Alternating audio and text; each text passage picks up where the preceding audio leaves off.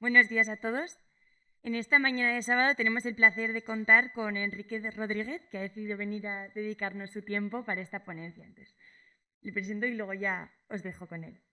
Enrique Rodríguez Fernández Hidalgo, nacido en Cangas del Narcea, Asturias, obtuvo una beca Europa por sus estudios de bachiller. Posteriormente cursó las licenciaturas de Derecho y Administración y Dirección de Empresas en la Universidad de Navarra, obteniendo respectivamente uno de los premios Aranzadi y el extraordinario fin de carrera. Asimismo, fue parte de la primera promoción de la Escuela de Liderazgo Universitario, obteniendo la distinción de número 1 de la misma, al igual que en sus estudios universitarios. Tiene una amplia formación personal gracias a intercambios en las universidades de Emory, en Estados Unidos, Bocconi, en Italia, y el IES de Madrid. En Navarra, también terminó con idéntico grado el diploma de Estudios Políticos y durante sus años universitarios completó su formación extracurricular con prácticas en ámbitos de comercio internacional, finanzas y derecho. Al finalizar sus estudios, se incorpora a la firma de consultoría estratégica Bain & Company en sus oficinas de Madrid y Nueva York, donde se especializa en Private Equity y estrategia. Tras este tiempo, comenzó en 2016 su MBA en el Wharton School en la Universidad de Pensilvania, obteniendo además un Morgenthau Fellowship por su vocación de servicio público y graduándose con honores en el top 10% de su promoción. Durante el verano de 2017 trabaja como Investment Associate en el Banco Mundial, con foco en inversiones en el área de Commercial Property, desde la sede central de Washington, D.C. En 2018 recibe la beca de excelencia Rafael del Pino para cursar un máster en Administración Pública, MPA, en la Escuela de Gobierno de la Universidad de Harvard. Tras su tiempo en Boston y un verano como asociado en un think tank de Washington enfocado en Jobs for the Future, regresa a Madrid, donde se convierte en manager de Bain y es reconocido en la lista Nova 111 en la vertical de consultoría. Recientemente decidió unirse al equipo de cuentas globales de Google como uno de sus managers de estrategia y operaciones para la EMEA, en la sede que la empresa tecnológica tiene en Londres. Muchísimas gracias por estar hoy con nosotros. Le damos un aplauso y dejamos con el vídeo. Muchas gracias. Bueno, me voy a quitar la mascarilla. Vengo de Inglaterra y la verdad es que no lo respetan mucho.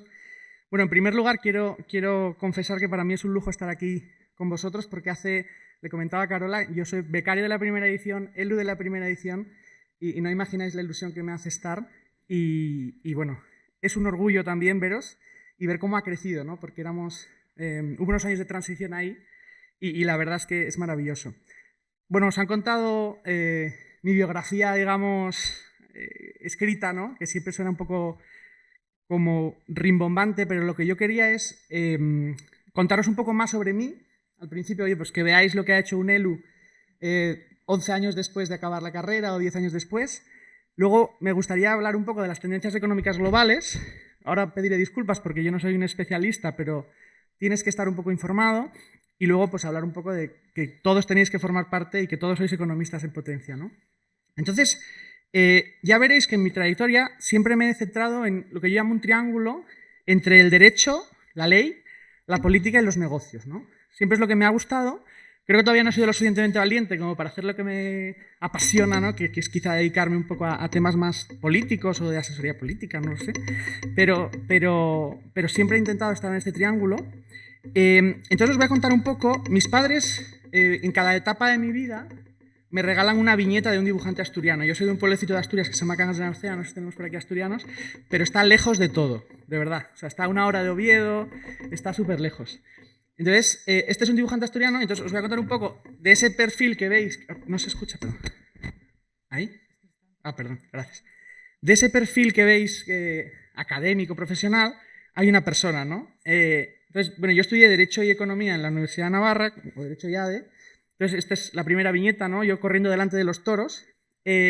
Como anécdota, como yo soy de la primera edición de becas, en su momento no llegó la información a mi instituto, yo estudié en un instituto público, no llegó la información y fui yo y mi padre el que vimos en un periódico el anuncio de Becas Europa, ¿no? Le dijimos al director, oye, pues igual esto, ¿no? Entonces, para que veáis un poco las coincidencias que tiene la vida, que si no hubiera, vamos, Becas Europa cambió mi vida, ¿no? Y la ELU. Entonces, si yo no hubiera leído aquel periódico aquel día, pues quizá no habría estado aquí ahora, ¿no? Entonces, para que penséis un poco en eso. Luego, la verdad es que, y todos estáis aquí porque sois trabajadores duros, ¿no? Pero a mí hay una frase que me gusta mucho que es: las batallas las ganan los soldados cansados, ¿no? O sea, normalmente hay que trabajar, ¿no? Las cosas no suelen llegar regaladas y esto es algo que siempre he aprendido. Y luego había un emblema en la universidad, que era, en la época en la que hice becas Europa, que era Vince in bono malum, ¿no? Que es el bien vencerá sobre el mal, y esto, o el bien vence sobre el mal, ¿no? No soy un experto en latín, pero era algo que siempre me ha parecido como que informa mis decisiones, ¿no? Si hay dos opciones, intenta hacer la buena, y eso es algo que he aprendido y que desde entonces lo he intentado llevar conmigo, ¿no? Luego, como comentaron, esto fue mi época académica, vamos, becas, y la ELU fueron épocas muy especiales, aprovecharlas porque se acaban, aunque parezca que tengáis carreras de 6 años y máster, hay que aprovecharlo y aprovechad, salid hoy de noche, ¿no? Y mañana. Creo que hoy llegáis más frescos porque en mi época era dura la primera sesión de las mañanas, ¿no? Pero claro, hay que también pasarlo bien. Luego empecé a trabajar en consultoría estratégica y la verdad es que fueron años mi oficina estaba en las Torres Kío y fueron años muy intensos, pero muy, muy divertidos. Y la verdad es que hice un poquito de todo, ¿no? Me tocó viajar mucho, mucha ilusión, mucho esfuerzo. Y luego yo me transferí a nuestra oficina de Nueva York y estuve por allí trabajando. No sé si habéis estado, pero detrás de la biblioteca pública hay un edificio que se llama el Grace, que tiene una forma muy característica. Pues yo estaba ahí trabajando en la planta 44 y tal, ¿no? Y de hecho, o sea, siempre hacía la metáfora de que, oye, yo he logrado trabajar en un sitio que es más alto que las montañas que separaban en mi infancia mi vida de mis sueños, ¿no? Esto es como un essay de estos americanos, de cuando escribes para entrar en un máster. Y la verdad es que fue una época muy interesante y os lo cuento porque yo en Nueva York lo que aprendí fue lo que es la soledad, que es curiosísimo, ¿no? Yo soy hijo único, pero siempre había como disfrutado de mi tiempo propio. Y en esa época, curiosamente, por mi trabajo, que no me permitía tener mucha vida social y además vivir en una ciudad como Nueva York, me llamaba la atención porque estaba rodeado de gente, pero no, me sentía un poco solo, ¿no? Entonces es curioso, como vais a ver épocas en la vida en la que las cosas no parecen lo que son, y la verdad es que fue una época muy buena profesionalmente, pero personalmente era como, joder, es que estoy aquí, no, el poco tiempo que tenía libre no lo podía aprovechar, ¿no? Y la verdad es que fue una época, bueno, muy interesante. Y luego me pasaron cosas como todas esas ciudades que veis ahí, esta me la regalaron mis padres porque di la vuelta al mundo en 12 días. Por trabajo tuve que estar en todas esas ciudades en 12 días. Entonces, literalmente fui una especie de Willy Fogg y me tocó pasar de Sao Paulo vamos, de Salt Lake City a Sao Paulo. O sea, fue un poco surrealista por ahí haciendo seminarios para que mi cliente ahorrase en gasto indirecto, que era lo que estaba haciendo. Unas cosas curiosísimas. Pero bueno, eso es lo que me tocó hacer, ¿no? Y luego, después de esta época profesional, me fui a estudiar a la Universidad de Pensilvania. No sé si, bueno, el antiguo presidente de Estados Unidos, del que no están especialmente orgullosos allí, estudió, ¿no? Trump estudió en Wharton la carrera y entonces el dibujante se basó en eso para hacer la viñeta. Pero la verdad es que fueron años bastante curiosos en los que aprendí que... Tuve una clase en Harvard con una profesora que se llamaba Barbara Kellerman, pero decía que esta es la escuela de liderazgo, ¿verdad? Para ser líder necesitas dos cosas. Necesitas un contexto, porque tú no puedes ser líder en abstracto, y además necesitas seguidores. Y esto es algo que aprendí muy bien en esta escuela, ¿no? Entonces, la clase se llamaba el sistema de liderazgo, leadership, followership and context, ¿no? Entonces, siempre que tengáis en cuenta que para ser un buen líder, si eso existe, tienes que primero entender que es ser un buen seguidor, ¿no? Entonces, es algo que me pareció muy interesante, que aprendí en esta época.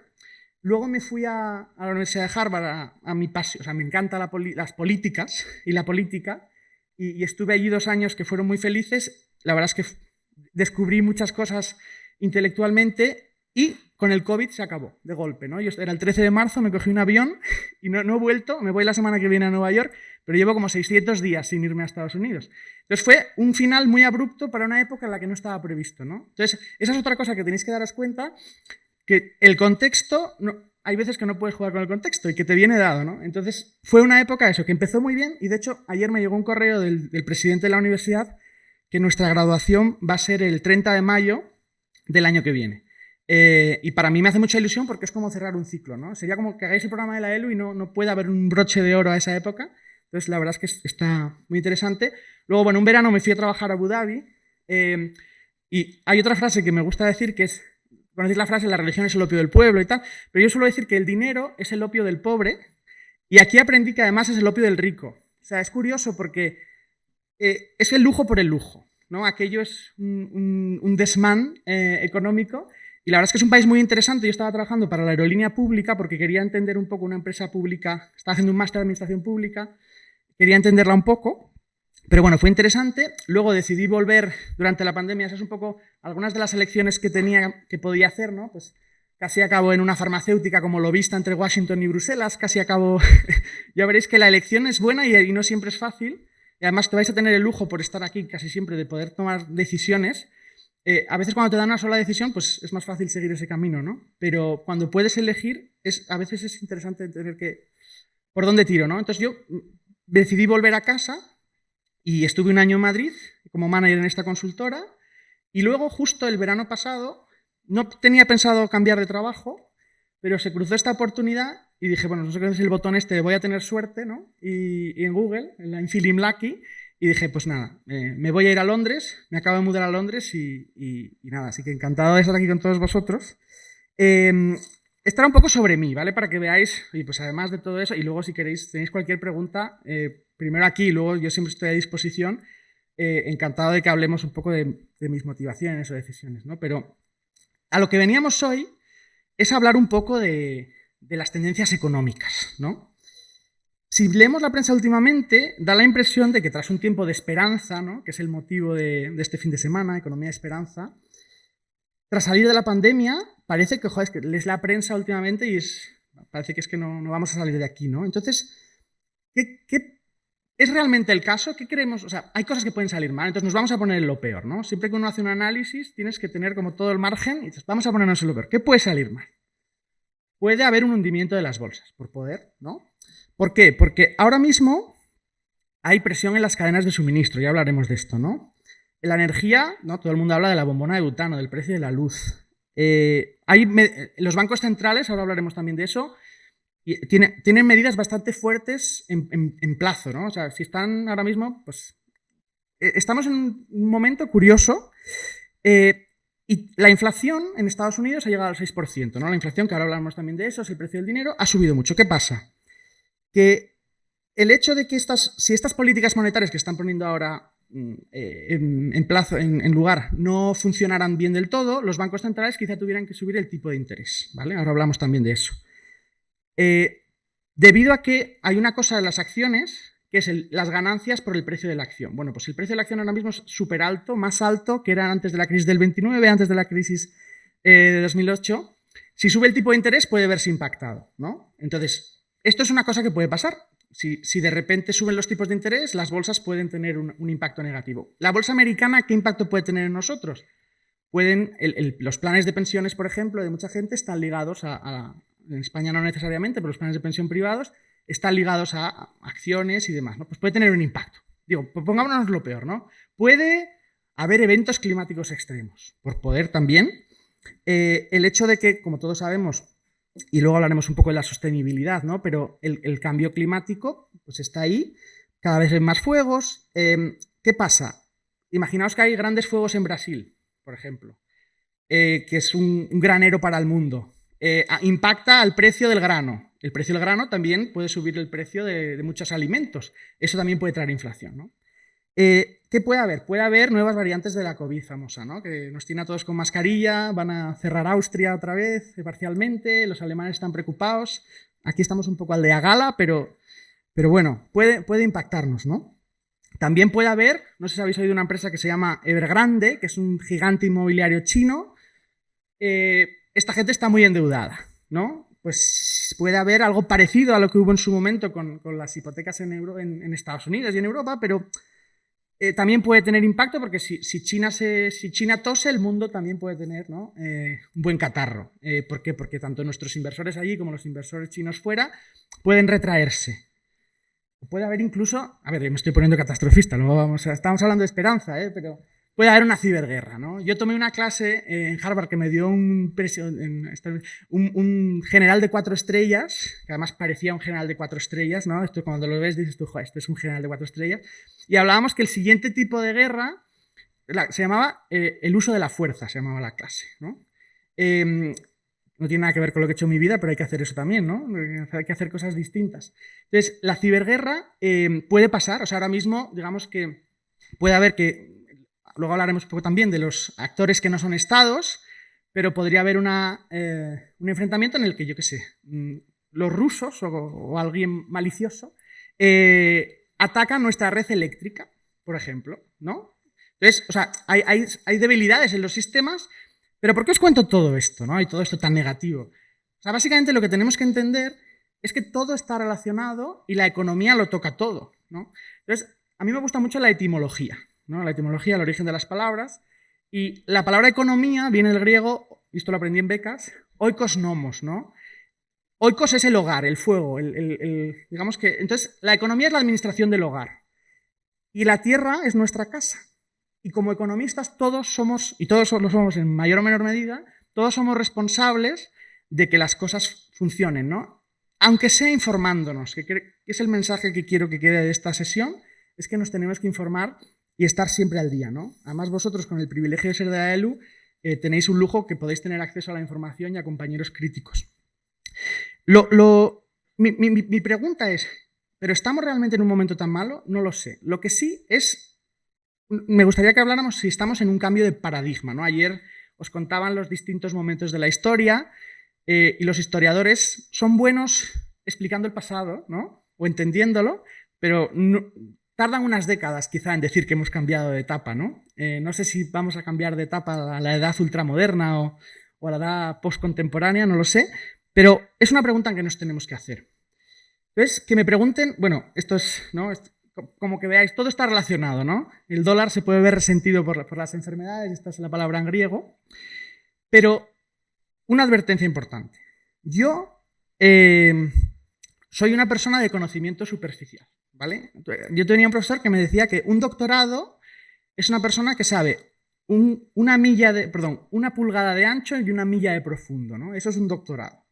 Un máster es una milla de ancho y una pulgada de profundo. Entonces, yo pido disculpas de primeras porque el conocimiento que yo pueda tener de todas estas magnitudes es bastante superficial, ¿no? Pero bueno, me gusta y estoy aquí encantado de tratar de poner un poco de orden a todos estos temas, ¿no? Y lo voy a hacer con tres partes. Vamos a hablar de las tendencias económicas globales. Las diapositivas, como tengo que hacer muchas diapositivas con texto en mi vida profesional, aquí solo hay imágenes, así que tranquilos que no hay que leer. Voy a hablar primero de tres realidades macroeconómicas, ¿no? Vamos a hablar de la política fiscal, la política monetaria, cómo nos impacta. Luego de tres realidades microeconómicas o del día a día, que ya veremos también, y luego de potenciales tendencias. Entonces, empezando por la primera parte, ¿no? Que es lo que... la política económica, ¿qué es la política económica, no? Que lo veis ahí, o la política en general, son estrategias de intervención o actuaciones llevadas a cabo por ciertos gobiernos o entidades asimiladas. Ahora veremos pues, el Banco de España, el Banco Central Europeo, el gobierno tiene otra política, que es la política fiscal, para tratar de influir la realidad económica, ¿no? Entonces, la primera parte que me gustaría que habláramos es de los bancos centrales, de lo que se llama la política monetaria, ¿de acuerdo?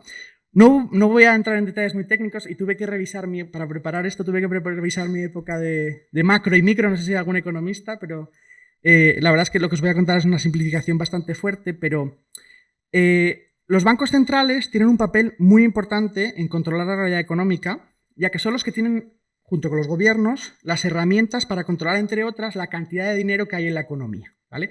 Este gráfico que veis aquí es la cantidad de monedas, billetes y depósitos que un banco se presta al otro en la economía. Fijaos lo que pasó durante la crisis del COVID, ¿vale? Lo rojo, o sea, eso está un poco exagerado porque esos son los paquetes económicos de Estados Unidos, que es la raya de arriba. Esa es la media de la OCDE, que es un grupo de países, digamos, las principales economías del mundo. Y lo rojo es la Unión Europea, que es lo que nos importa a nosotros más directamente, ¿no? Como veis, en 2020 se imprimió más dinero. Hay más dinero en la economía. Esto es la simplificación. Luego esto es una magnitud que se llama el M1, que es la cantidad de dinero, ¿vale? Esto es todo macroeconomía. Luego, lo que se llama el broad money, o sea, el narrow money es solo los billetes, las monedas y esos depósitos, ¿no? El broad money, que es más relevante para esto, es la cantidad de dinero, pero que incluye otras clases de depósitos bancarios a más plazo. como veis, sí que también hubo en 2020, se imprimió mucho dinero. ¿Por qué os cuento esto? Porque ya se ve que la base 2015 es en base 100. Desde 2015 hay bastante más dinero en la economía, o sea, hay más dinero impreso, ¿no? ¿Y por qué es importante? Porque de manera simplista, el valor de todos los bienes y servicios de una economía en un tiempo determinado es X, ¿vale? Todos los bienes y servicios de la economía española o europea, de la Europa del euro, vale X. ¿Qué pasa? Si la cantidad de dinero y la cantidad de dinero de la economía está relacionada con ella. Si se imprimen más billetes, pero el valor de los bienes no aumenta, ¿qué pasa? Que cada uno de esos billetes da para comprar menos y por tanto necesitas más billetes para comprar lo mismo, ¿vale? No sé si me he aclarado, pero esto es básicamente una cosa que estamos oyendo mucho y que he contado antes, que es la inflación. Y tenemos la inflación más alta de los últimos 29 años. Yo tengo 33, vosotros no tenéis ni 29, y yo nunca he vivido tensiones inflacionarias en la zona euro, ¿de acuerdo? De hecho, yo soy bilingüe en pesetas euros, imagínate, si soy viejo, que vosotros eso de la peseta suena muy, muy antiguo, pero para que entendáis que todo tiene que ver, ¿no? El caso es que el principal mandato de los bancos centrales gordos, el Banco Central Europeo, la Reserva Federal, el Banco de Inglaterra, es la estabilidad de precios, ¿vale? Antes os contaba ese tema de la inflación. Hay otros bancos de países o de economías menos potentes que también les importa mucho la política cambiaria. Por ejemplo, en su época en España, cuando teníamos la peseta, hubo las devaluaciones de la peseta, ¿vale? Esto también lo pueden hacer los bancos centrales, pero no vamos a entrar ahí. Pero que os suene que es parte de la política monetaria. El tema es que precisamente podemos ver que ahora mismo hay una tensión. ¿Por qué? Porque el Banco Central tiene un mandato, pero si sube los tipos de interés puede impactar a la realidad económica a través de las bolsas, ¿no? Entonces, es algo que bueno, hay una tensión ahí.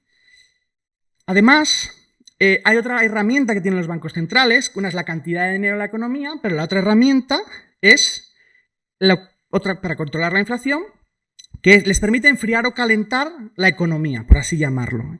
Y son los tipos de interés. ¿Qué es el tipo de interés? Es el precio del dinero. ¿Cuánto vale? ¿Cuánto le cuesta a un banco, ¿no?, pedir el dinero al Banco Central, por así decirlo?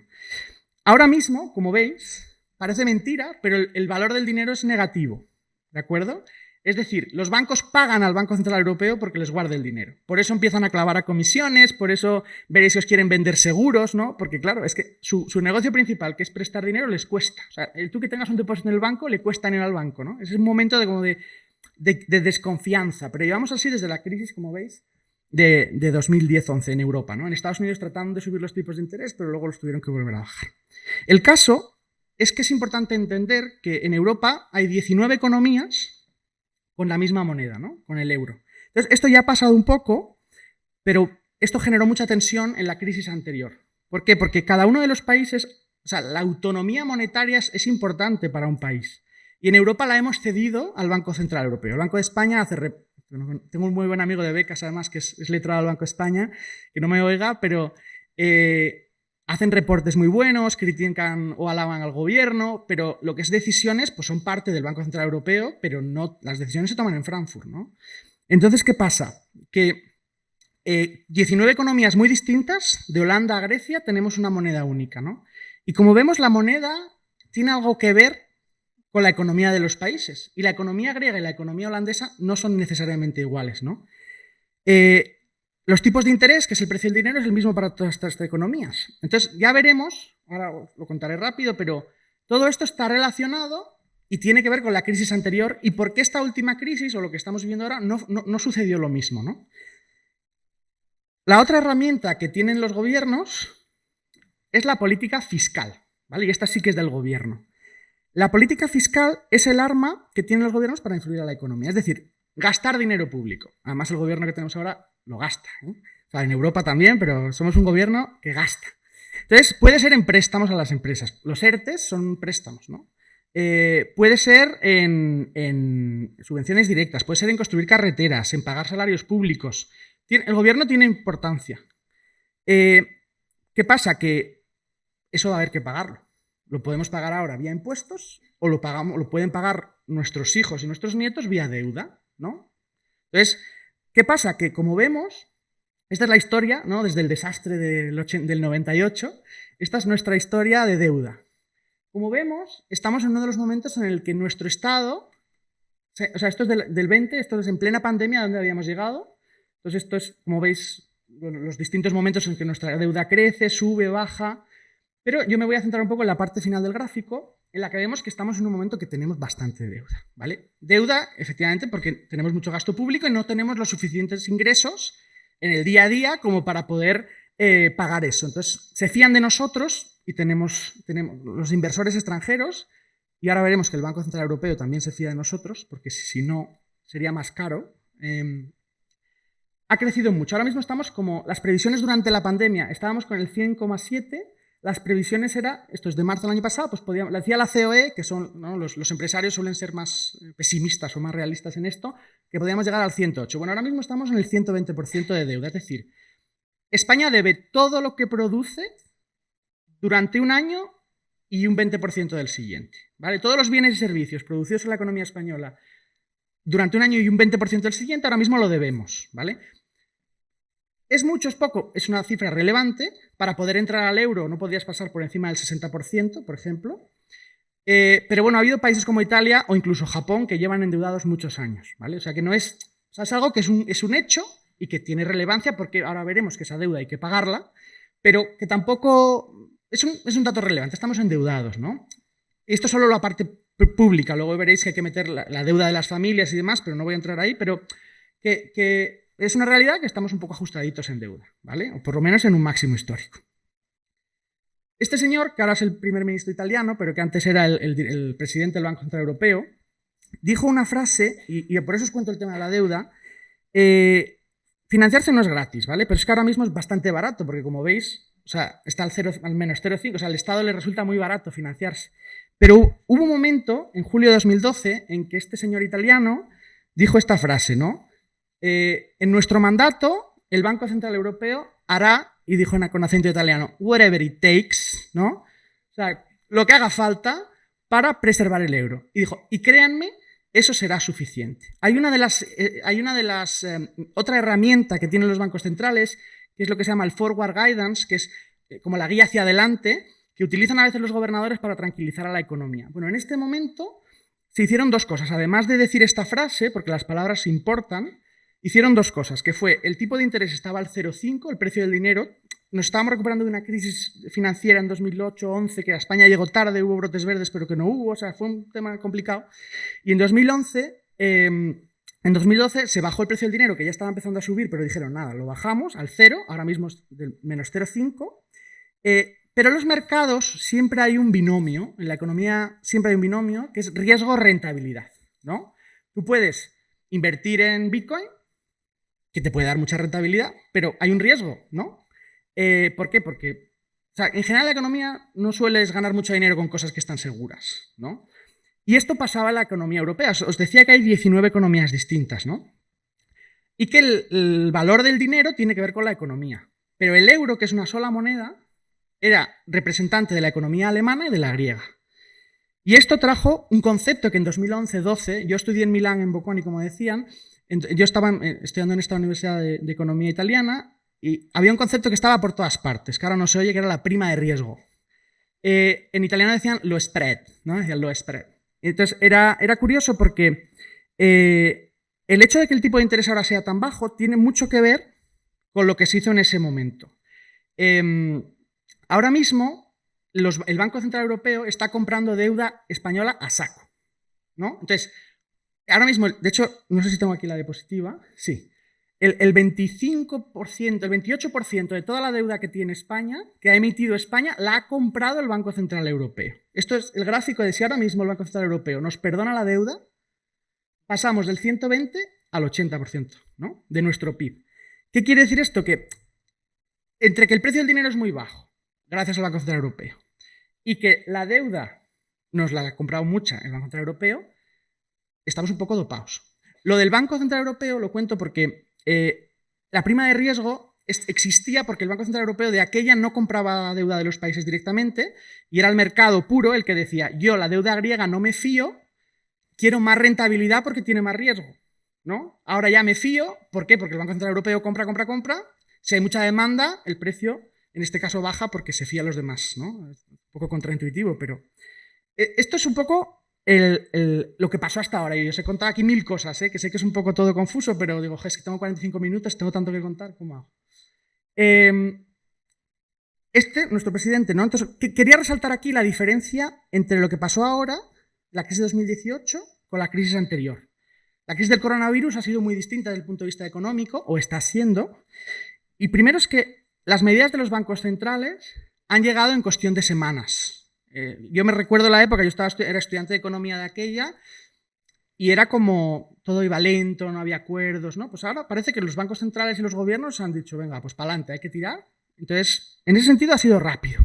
Luego, las medidas han sido prácticamente sin límites, en el sentido de que, y parece que de aquella que hay un concepto en economía que son los halcones y las palomas, ¿no? Las palomas son más suaves en política monetaria, los halcones son más duros, ¿no? Dice, pues los alemanes y los holandeses y tal, el ministro de Economía alemán, de aquella eran mucho más rigurosos. Oye, pues no puede haber déficit. Pues parece que ahora con los mismos gobiernos, y en Alemania estaba la misma canciller, ha habido un cambio, ¿no? Hemos aprendido, y esto es algo, hemos aprendido, no sé si para bien o para mal, pero claramente hemos cambiado la forma de actuar, y es algo que vosotros, como economistas también, economistas en la medicina, en la filosofía, tenéis que tener en cuenta, ¿no? Que todos aprendemos de nuestros errores o de lo que no funcionó antes. Y el Banco Central ha sido fundamental aquí, los gobiernos, digamos que todo ha cambiado. Es decir, hemos tenido una política fiscal expansiva frente a una política fiscal estricta, unas políticas monetarias vía tanto tipos de interés en política monetaria clásica, como, antes os he hablado de los conceptos, el forward, ya se me ha olvidado el nombre, pero vamos, el forward ¿no? Lo de forward guidance, lo de mirar para adelante, y eso de comprar deuda a saco se llama quantitative easing, ¿vale? Que es los bancos centrales compran, ¿no? Entonces, estas dos medidas son lo que se llaman en economía monetaria, en política monetaria, no convencionales, porque el Banco Central convencionalmente no hacía eso, ¿vale? Ni daba guidance ni compraba deuda a saco. No voy a entrar aquí al paquete de medidas del COVID, porque todos lo habéis vivido en la prensa, ¿no? Pero es interesante cómo hemos ido al revés, ¿vale? El último punto de esta parte, esto es, ¿no?, de la hiperinflación alemana, que como veis valía 200 marcos y ha pasado a valer 2 millones, ¿no? Entonces, hasta aquí todo bien, pero si recordáis, hace un poco mencionábamos que el primer mandato del BCE y sus amigos es mantener la estabilidad de precios. Pero el hecho de que suba la inflación por una mezcla de factores adicionales, lo que llaman shocks externos, ¿no?, en la economía está ahora mismo un poco recalentada, estamos con esteroides, ¿no?, digamos, pero encima han subido los combustibles, la energía en general o el transporte, ¿no? Entonces, la clave es entender si este calentamiento que tenemos ahora mismo, ¿no? Es como cuando llegas acelerado a la primera clase de la mañana, no te da tiempo a tomar un café y dices, oye, la clave es entender, ¿esto se va a calmar de aquí a unos meses o no? ¿No? El Banco Central parece que cree que de aquí al verano podríamos empezar a retomar El tema de la energía no voy a entrar porque es muy complicado, pero es muy interesante. Pero parece que la energía, el transporte, pues quizá hacia el verano se puede arreglar, ¿vale? Por la parte de la esperanza, porque de todo salimos. O sea, en Asturias se dice, nunca llovió que no parase, ¿no? Una tierra de lluvia, pues seguro que va bien, pero es importante que estéis informados, ¿no? Y que entendáis y relacionéis las cosas. El segundo punto que quería tratar es la parte micro, ¿vale? Ya tenemos una idea del contexto macro, me he centrado mucho en Estados Unidos, en Europa, pero en Estados Unidos es parecido, sin prima de riesgo, y ellos controlan, ¿no? Son un continente en sí mismos, en el resto de economías del mundo. Voy a pasar a la parte más micro, ¿no? Y quiero tratar 3 temas. El primero, en consultoría hay una cosa que es todos son 3, ¿vale? Entonces yo hago 3 temas con 3 temas cada uno, ¿vale? Para que quede así como cuadrado. Es un tema de formación profesional. Pero hay una teoría económica, y ahora voy a pasar a hablaros vale. Esto es una sala así de reuniones, ¿no? En el mundo académico suele haber para cada problema 2 formas de ver las cosas, ¿vale?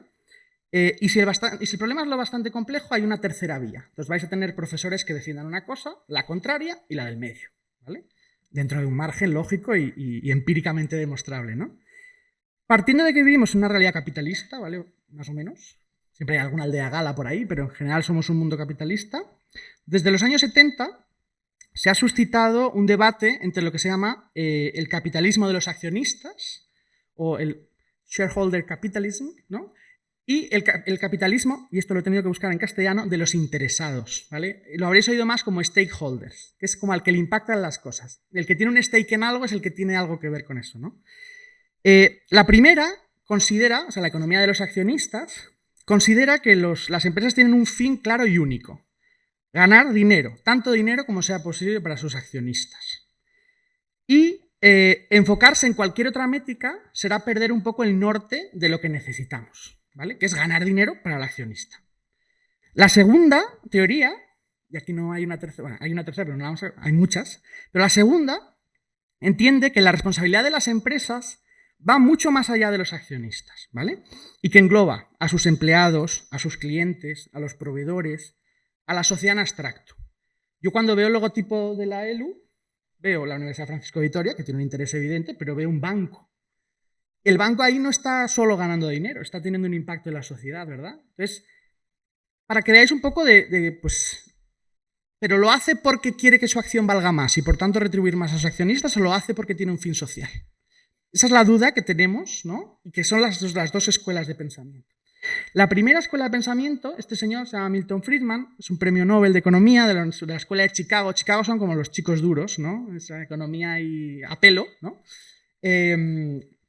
Y en su famosísimo artículo, hubo un artículo muy famoso, breve, en el año 70 en el New York Times, en el que dio contenido a las ideas de la primera escuela, ¿no? El fin de la empresa es ganar dinero. Y esto es una especie de revolución de los postulados de Adam Smith, ¿no? Fue un economista inglés que escribió un libro que se llamaba La riqueza de las naciones, en el que defendían que perseguir el interés propio en el fondo es bueno para la sociedad, y es la suma de individuos la que hace un mejor fin social. Y que si se persigue ese fin social, es algo que, aunque es mucho mejor perseguir el fin individual, porque está claro que un fin abstracto social, ¿no?, es más indeterminado. Hay una segunda escuela que defiende sobre todo este señor, también premio Nobel, para que veáis que se puede ganar el Nobel defendiendo una cosa y la contraria. O sea, no pasa nada. Siempre y cuando esté todo bien argumentado, se puede llegar lejos, ¿no? Este señor se llama Stiglitz, ¿vale? Y es un economista de la Universidad de Columbia en Nueva York. Y este señor y sus coautores han publicado, a base de datos empíricos, que maximizar el retorno para el accionista no necesariamente maximiza el bienestar social, ¿vale? Luego en las escuelas académicas siempre hay, no, pero es que cogiste los datos de la década de los 70, que no es representativa. Bueno, el caso es que los dos han defendido ideas contrarias. Pero lo que yo veo, este señor, que tiene cara de americano además, ¿no? Es como un señor que tiene cara de americano y tiene la bandera americana detrás. Además, tienes como, cuando piensas en un empresario americano, ¿no?, porque todos tenemos vallas y asociaciones, yo pienso en este señor. Este señor se llama Larry Fink. Larry Fink es el presidente de BlackRock, que es una gestora de fondos que tiene, yo qué sé, el 5% de la bolsa española, el 5% de la bolsa alemana. O sea, esta gente tiene muchas inversiones en el mundo, ¿no? El 5% no lo he mirado, pero vamos, tiene mucha relevancia porque gestionan mucho dinero. Y en su carta de 2018, este señor escribe una carta todos los años, y en su carta de 2018 dijo: las compañías tienen que beneficiar a sus stakeholders, incluyendo a sus accionistas primero, pero también a los empleados, a los clientes y a las comunidades en las que operan. Entonces, el que este señor, que es un poco el ejemplo del capitalismo, o sea, hace unos años no se hablaba de que el Banco Santander tenía que tener un fin social, por ejemplo, ¿no? Y ahora se habla de eso. No se hablaba, entonces, digamos que sin entrar en quién ha ganado la batalla, pero me da la sensación de que la economía de stakeholders está un poco a poco ganando esa batalla, ¿no? En la calle, no sé si en lo académico, pero es interesante entenderlo. ¿Y en qué otros sitios se ve?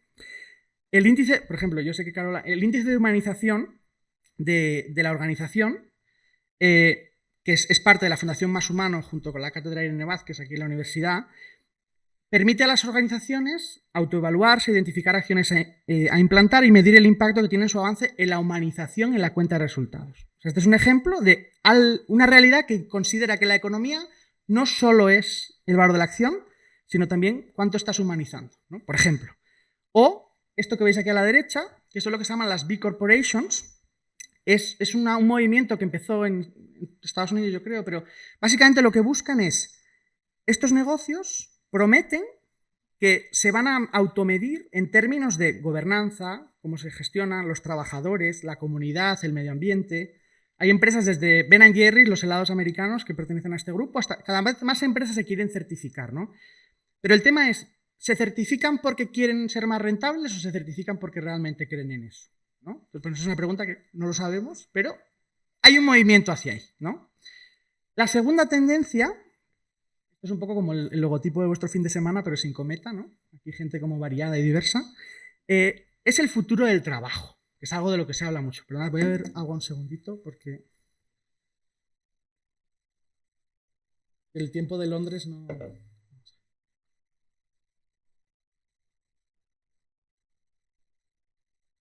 Ya se hablaba mucho del futuro del trabajo hace, vamos, cuando yo tenía vuestra edad, ¿no? Pero la pandemia ha acelerado la impresión de billetes y ha acelerado otras cosas, muchas tendencias, ¿no? Yo me volví de Estados Unidos, acabé mi máster en Zoom, ¿no? O en Teams. Fue una pena porque ese cuarto lo tenía yo todo pensado, pero bueno. El caso es que se ha acelerado todo. Mi último año laboral ha sido en Zoom, ¿no? Ahora estoy empezando a ir a la oficina. Las oficinas de Google así que son molonas y tal, pues ahí jugar al futbolín, ¿no? Y a trabajar algo. Pero ya se había escrito mucho antes de esto, pero la pandemia ha acelerado estas tendencias. Trabajar en remoto, el comercio electrónico, ¿no? Los drivers, estos, los riders que van por todo Madrid, ¿no? Con sus mochilas, la automatización. Voy a resumir el futuro del trabajo en 5 ideas, ¿vale? La primera es que tenemos nuevas actitudes. Hace 5 años, hace 10 años o 15, si alguien te hubiera dicho que el mundo tendría acceso a tus datos, a tu información, ¿no? O sea, por ejemplo, antes de venir yo aquí, ¿no? Natalia, que me ha presentado, si hubiera querido saber quién era, hubiera entrado a LinkedIn y hubiera visto quién soy, ¿no? Y qué he hecho, por lo menos lo que yo quiero que el mundo sepa de mí. Luego solo Google sabe lo que no queremos que sepa, ¿no? Pero el punto aquí es, el hecho de tener accesos a esto, habría pensado que estamos locos, ¿no? Y ahora mirad a vuestro alrededor. Tenemos vidas mucho más públicas en general. A menos que alguien quiera protegerse mucho, es casi imposible escaparse del conocimiento. Entonces, tenemos una nueva actitud que esto no existía antes, ¿no? Y eso que en Europa somos más, y sobre todo por los alemanes, hay un elemento en privacidad, ¿no? Pero esto ha cambiado. Ha cambiado la tecnología, evidentemente. Yo hice Becas Europa sin WhatsApp, ¿no? Entonces, imaginaos. De hecho, vosotros sabéis, o la ELU, hemos mantenido el contacto muchos, pero otros compañeros no ha sido fácil mantenerlo, ¿de acuerdo? Porque en 2006 no había WhatsApp en España. Y no había teléfonos móviles con internet, ¿no? Eso sí, pero ¿cómo no voy a mirar yo aquí Instagram hoy? O sea, pero ¿qué está pasando, no? Pero no solo eso, o sea, el Big Data, ¿no? Esto de los datos, millones de datos que las empresas ordenan para venderlos y paquetizarlos, ¿no? Y Internet de las cosas, ¿no? Pues el hecho de que, no sé, que pueda tener una chaqueta que... vale, pues voy a ir un poco más rápido. Igual me extiendo un poquito, pero... Perdón. Internet de las cosas también ha cambiado mucho. El vídeo, las plataformas colaborativas, el hecho de que trabajéis en Slack, en Teams, ¿no? Todo esto no existía. La nube, el hecho de que yo me conecte ahora... He entrado a esta presentación, yo tengo mi portátil ahí en la chaqueta, pero en la nube estaba esta presentación que yo estoy exponiendo ahora, ¿no? Este hecho de separar un poco lo físico de lo laboral es relevante, ¿no? La tecnología nos lo está permitiendo. Luego, la generación Y, como yo, ¿no? La generación Y son, vosotros sois muy jóvenes, pero los que nacieron entre el 81 y el 96, hemos entrado al mundo del trabajo, ¿no? Y yo tengo la sensación de que somos un poco más inconformistas, esto como que yo creo que todo el mundo tiene esa sensación, ¿no? Pero el hecho de que hayamos entrado esta nueva generación criada un poco más tecnológicamente nos ha hecho más móviles, o sea, más móvil, o sea, yo puedo trabajar aquí, el jueves y el viernes trabajé desde nuestra oficina de aquí, por ejemplo, en Torre Picasso, y el miércoles trabajé en la oficina en Londres, ¿no? Somos mucho más móviles, somos mucho más globales. O sea, yo tengo compañeros que se han pasado la pandemia trabajando en una casa en Canarias, por ejemplo, ¿no? Porque por razones evidentes, entre Londres y Canarias, pues, y somos más inconformistas, parece que nada nos conforma, ¿no? Luego el elemento de la movilidad que contaba, y esto también tiene implicaciones con los gobiernos, porque ¿a quién le cobran, ¿no? Los impuestos? ¿Cómo haces? Porque hasta ahora era muy fácil, tú tenías un señor que trabajaba en una planta en Vitoria haciendo coches, pues le cobrabas en la planta de Vitoria y pagabas sus impuestos al gobierno vasco, ¿no? A través de tal. Pero ahora es que es muy difícil. ¿Cómo hacen los estados, ¿no? O sea, es una nueva realidad que es interesante que pensemos sobre ella, ¿no? Pero lo más interesante es esto, ¿no? El mundo del trabajo se ha partido en dos. Entonces tienes el mundo de lo que se llaman los skill y los unskill, ¿no? Entonces, en Google, cuando vas a una oficina, y esto me da cuenta ahora, hay señores y señoras con camisetas verdes y azules, ¿no? Que son los de azules, son los de seguridad, y los de verdes son los que se encargan de que la oficina esté en perfecto estado, en preparar la comida, en que los cafés estén limpios. ¿Qué pasa? Esa gente no se puede mover, su trabajo está en la oficina, ¿de acuerdo? Pero mi trabajo no necesariamente está en la oficina. Entonces hay una separación entre lo físico y lo laboral que no afecta a todos por igual. Y esto es algo importante, ¿no?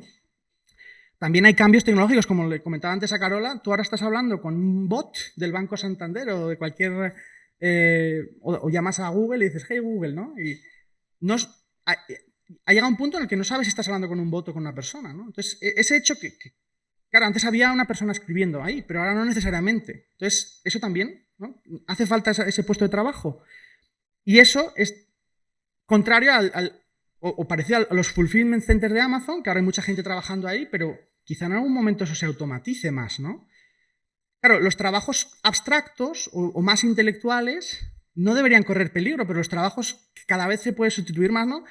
Por ejemplo, los contables, le comentaba antes con Carola, un contable, antes había muchísimos más contables. ¿Por qué? Porque llevar el registro diario era importante.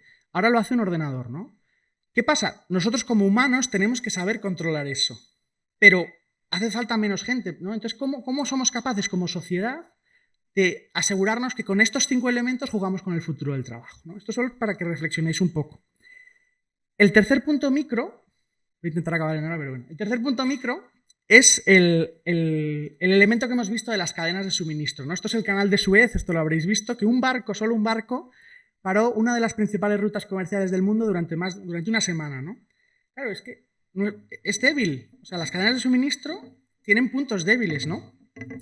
El otro día me decía mi madre, no es que he ido a la farmacia a comprar paracetamol y no tienen este medicamento concreto, ¿no? Porque no les ha llegado. O el otro día hay un supermercado enfrente de mi casa en Londres que se llama Waitrose, que es como clásico inglés, y no había baldas vacías que estaban como con fotografías de brócoli, porque no había brócoli, entonces había una foto del brócoli, ¿no? Y dices, joder, aquí hay algo, no solo es el Brexit, ¿no? Entonces es una explicación compleja que tiene que ver con el origen, pensando, ¿no? Los chips, ¿no? Los que estáis haciendo ahora como una carencia de chips, yo en Google trabajo, por ejemplo, con automovilísticas y tienen problemas porque no les llegan los chips para hacer los coches, no pueden vender coches, ¿no? Es interesante pensar primero qué es lo que hace que haya menos chips o que haya mayor demanda. Hemos estado todos encerrados en casa durante bastante tiempo, no podíamos gastar en viajes, no podíamos gastar, entonces la gente compraba electrónica, ¿no? Ha aumentado la demanda. Me voy a cambiar la tele, me voy a cambiar el no sé qué, ¿no? El ordenador o esta videoconsola. Ha aumentado la demanda. La oferta también tuvo que hacer ahí un cambio porque parecía que no nos íbamos a recuperar, pero nos recuperamos, ¿no? Entonces, hay problemas en origen. Luego, en tránsito. Tened en cuenta que el 90% de los productos del mundo se mueven en barco, ¿no? Esta foto es importante, pero a mí me gusta casi más esta, ¿no? Esta es como a veces, como los humanos tratamos de arreglar, al final la palita funcionó, ¿no? Pero tardó una semana. Entonces, el 90% del tráfico del mundo es a través del barco. Y tened en cuenta que hay 3 empresas de movimiento logístico que controlan el 65% del mercado, que además están en 3 alianzas, que entre las 10 que componen esas alianzas controlan el 85% del mercado, me parece, ¿no? Entonces, aquí también hay un elemento de que las navieras, que siempre habían visto que no ganaban mucho dinero, dijeron, oye, pues ahora tenemos la sartén por el mango, ¿no? Y estos elementos globales, ¿quién los controla? ¿No? Porque no hay un gobierno mundial, entonces, ¿cómo haces? Pues si no van por Suez, dan la vuelta a África, tardan un poquito más, pero es difícil, ¿no? Y es interesante. Y luego, en destino, entonces le contaba, hay más demanda, el tránsito es más complejo y en destino, pues ahora mismo, por ejemplo, parece que hay una escasez de camioneros, ¿no? ¿Por qué? Porque la juventud no necesariamente quiere dedicarse a eso, ¿no? Entonces, pues un trabajo duro, no necesariamente tan remunerado como otros, y para entrar al mercado de trabajo, digamos que quizá como sociedad tengamos la barrera más alta, no porque no sean trabajos súper respetables que lo son, sino porque, pues, es que entre eso y quedarme en casa, me quedo en casa, ¿no? Entonces, esto tiene que ver un poco como en qué mundo estamos, ¿no? Luego en Inglaterra hay complejidades adicionales, ¿no? Porque el trabajo no lo quieren hacer los ingleses, pero tampoco dejan que entre los de fuera. Entonces, claro, esto es un tema complicado. Pero Como veis, es importante también pensar en las cadenas de suministro, ¿no? ¿Y por qué no hay paracetamol de la marca que quiere mi madre en la farmacia de Cangas del Narcea, ¿no? Entonces, es un ejemplo. El último punto, me lo voy a saltar. Bueno, hablo rápido de las tendencias económicas, ¿no? Voy a hablaros de tres cosas. La cuarta revolución industrial, ¿no? Vamos a ver qué es eso. Una idea de sostenibilidad. Y luego, la parte que casi me gusta a mí más, que es las relaciones políticas que hay detrás de todo esto, ¿no? O sea, la teoría de las potencias hegemónicas y tal. Entonces, para tener un poco... Bueno, yo creo que voy a hacerlo y luego tenemos 25 minutos de preguntas o así, pero la cuarta revolución industrial.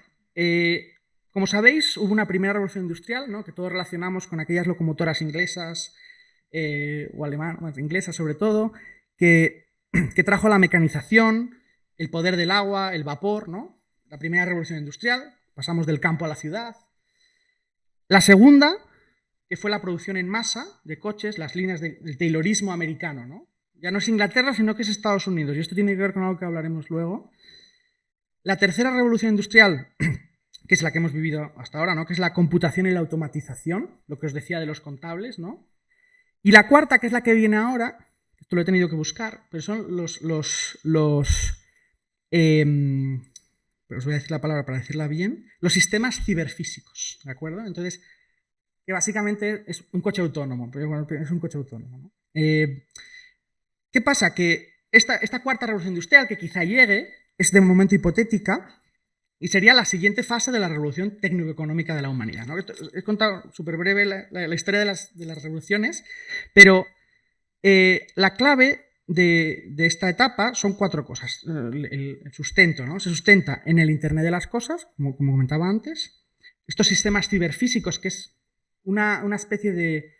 Es el mundo digital el que controla también lo físico, ¿no? Si es un coche realmente autónomo o es un bot el que te responde, el ser humano, digamos que está vigilante, pero es autónomo. Es distinto a un programa de ordenador de contabilidad en el que tú tienes que meter la información, ¿no? Y lo acumula, no es exactamente lo mismo.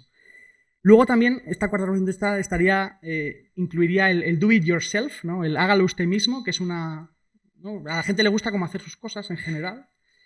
Y luego la fábrica 4.0, ¿no? Que sería estos brazos que uno se imagina, ¿no? Pues cuando uno ve la fábrica de SEAT, pero casi ya sin personas, ¿no? Que entra al coche y se van los brazos moviendo y sale el coche, ¿no? Un coche que además conduciría autónomamente, ¿no? Entonces, ese es un poco como esto ya es el futuro, por eso pongo esta imagen así que no se sabe muy bien dónde vamos a ir, ¿no? Pero este hecho de las fábricas inteligentes, de sistemas ciberfísicos, es interesante plantearse hacia dónde vamos y de dónde venimos.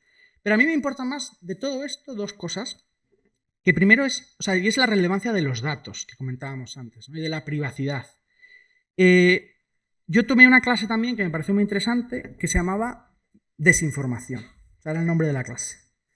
Y en esa clase veías como ahora mismo, igual que o sea, el hecho de que, y esto no tiene tanto que ver, pero quería soltarlo y digo, ¿dónde lo meto? Pues lo meto. El tema de la desinformación es muy fácil influir a la sociedad a través de los canales que existen, ¿no? Y es interesante también pensar quién controla tanto estos avances como el contenido, ¿no? Empresas como Google, como Facebook, tienen sus propios consejos para usar nuestros datos que se van a usar para el futuro, ¿no? Pero ¿quién controla a Google o quién controla a Facebook? Primero porque van mucho más adelantados que los gobiernos y segundo porque van más allá de los gobiernos, ¿no? Entonces el hecho de que Facebook tenga su propio consejo para ver si algo es verdad o no es verdad, ¿no? Es algo que es interesante porque ¿hacia dónde nos lleva eso? Entonces solo es para que esto todo lo tengáis en cuenta y también tiene que ver con la economía porque son empresas extraordinariamente rentables, ¿no? Entonces, es algo bueno que tengamos en cuenta.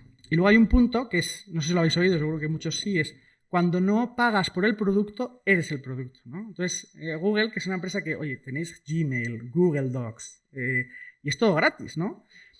Google Maps, o sea, yo es que cada día me levanto y digo, a ver, ¿cuántas cosas de la empresa en la que trabajo estoy usando, ¿no? Y es interesante pensar que es gratis, quitando que te pases de 15 gigas, ¿no? Entonces, es interesante pues, pensar cómo se usan los datos, ¿no? Y hasta qué punto estamos abiertos a ceder nuestros datos para que se usen con un fin, ¿no? Yo personalmente pues, estoy dispuesto, pero es algo que nos tenemos que, de momento estoy dispuesto, pero es algo que nos tenemos que plantear, ¿no? Otro tema que es del que se habla, bueno, estos son los brazos mecánicos, ¿no? Es de la sostenibilidad, ¿no?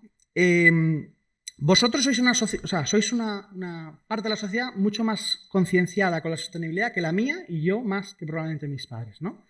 Porque os habéis criado en esto. La primera vez que se utilizó el concepto de sostenibilidad fue en un informe llamado Brundtland en el año 87, patrocinado por las Naciones Unidas, y alertó por primera vez sobre las consecuencias medioambientales negativas del desarrollo económico y la globalización. ¿De acuerdo? Entonces, ese era el informe. Y décadas después, la sostenibilidad trata de garantizar las necesidades del presente sin comprometer el futuro. ¿De acuerdo? Ese es un poco lo que es ser sostenible. Y esto puede ser desde un punto de vista medioambiental, desde un punto de vista del desarrollo social o del crecimiento económico. Y es como su triángulo, ¿no? Entonces, es interesante entender también cómo es algo mucho más relevante en la mente de los ciudadanos de los países más desarrollados y antes no necesariamente lo era. ¿Y qué ejemplos hay? ¿No? Primero, yo sé que Pepe Lu, que estaba en la del antes, la UFV se ha trabajado sobre la economía circular bastante, ¿no? Y pues, ¿cómo puedo hacer para que no se generen residuos? ¿No? Es algo que también le preocupa mucho a Google. Y ¿cómo hago para que lo que yo haga no tenga un impacto negativo y se pueda utilizar, ¿no? Y otra cosa es, por ejemplo, las universidades americanas tienen mucha pasta, ¿no? Tienen mucho dinero. Las buenas, las gordas, ¿no? Y, por ejemplo, Harvard tiene 50 billions de endowment, ¿no? O sea, tienen bastante dinero. Y estos señores han logrado... Había mucha presión porque invertían en combustibles fósiles, ¿de acuerdo? Entonces había una campaña que se llamaba Campaign for Divestment, que era, oye, tenéis que desinvertir en todas las empresas que tengan combustibles fósiles, aunque sean rentables. Pero es un ejemplo de la sostenibilidad, cómo llega a todos los ámbitos de la sociedad, ¿no? Y cómo hay inversores que, por la presión, aunque en el corto plazo sea más rentable, quizá no en el largo plazo, ¿no? Entonces, aquí entra toda vez esa escuela entre Friedman y Stiglitz, que comentábamos antes, y que es interesante ver cómo en el día a día, cuando vosotros tiráis el contenedor amarillo o el verde, todo está también relacionado, ¿no? con lo que se pensó antes, ¿no? Y el último punto, aquí tenéis dos banderas, ¿no? Os comentaba antes que yo tomé una clase que se llamaba los sistemas de liderazgo, leadership, followership and context, ¿no?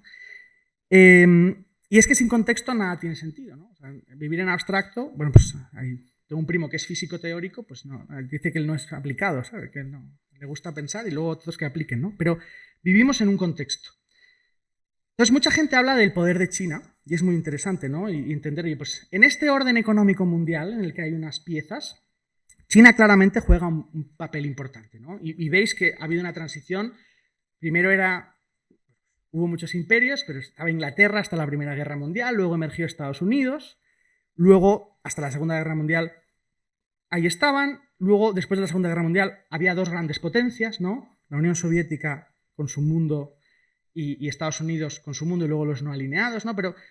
Y desde la caída del muro de Berlín, de hecho, hay un autor bastante conocido, que se llama Fukuyama, que es investigador en Stanford ahora, y este señor escribió un libro que era El fin de la historia, que habéis oído hablar quizá, y básicamente decía, mira, hemos llegado a un steady state, a un estado, ¿no?, que se va a mantener, en el que las democracias liberales son el camino al éxito, ¿no?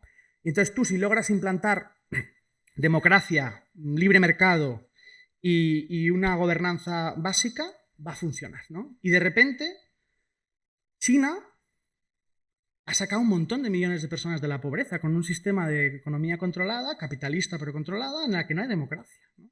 Pues, ¿funciona este sistema o no? No lo sé. Estados Unidos y los aliados han intentado instalar la democracia en Middle East, ¿no? Y no funciona muy bien, ¿no? Entonces, es interesante que pensemos si estas teorías que parecía que íbamos hacia un camino único funcionan o no, ¿no? Entonces, todo el mundo habla de China, por ejemplo, pero hay otras dos escuelas que me pareció interesante resaltar aquí. Entonces, esto que os decía del imperio, en esta clase de liderazgo, y se llamaba el hegemón, ¿no? La teoría del hegemón. El hegemón viene del griego jefe, ¿no? Jefe, ¿quién manda aquí? Entonces, es interesante ver cómo China es una de las teorías, pero hay otras, ¿no? Entonces, básicamente voy a contaros dos y con esto ya luego me pongo un poco de abuelo y os cuento lo que tenemos que hacer todos juntos, pero voy a contaros un venezolano que se llama Moisés Naim y otro un profesor de Kennedy, de la escuela en la que yo estudié en Boston, que se llama Joseph Nye, ¿no? Uno defiende el fin del poder y el otro dice que todo sigue igual aunque no lo parezca. Entonces, Moisés Naim Estas son teorías para que tengamos en cuenta, ¿no? Defiende que en todo dominio público han aparecido micropoderes, ¿de acuerdo? Que efectivamente están erosionando cada vez más el poder de los estados. Os cuento todo esto porque esto es importante para el marco económico global en el que nos movemos, ¿no? Y en el que todo está relacionado. Pero efectivamente se está erosionando el poder cada vez más y, bueno, pues es una... Oye, pues tú tienes los estados, pero luego tienes gente de uniforme pero sin enseñas que invade el este de Ucrania, ¿no?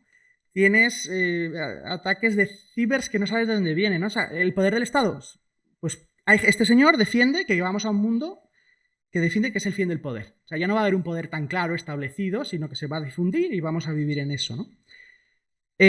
Dice, oye, los CEOs de las empresas, ¿y cómo lo basa, no? Porque es profesor, académico, bueno, no es necesariamente profesor, pero ¿cómo lo basa? Dice, pues, oye, los CEOs, los presidentes, los directores generales de las empresas cada vez tienen, su duración en el cargo es más corta, ¿no? Se ha hecho un análisis, pues hay más movimiento. Los negocios duran menos de media, dice, ¿no? Y cada vez hay más incertidumbre en el sentido de que, oye, pues antes parecía como que podías fiarte más del Estado-Nación y que eso iba, ¿no? Era el único elemento importante en la arena mundial, o el más importante, ¿no?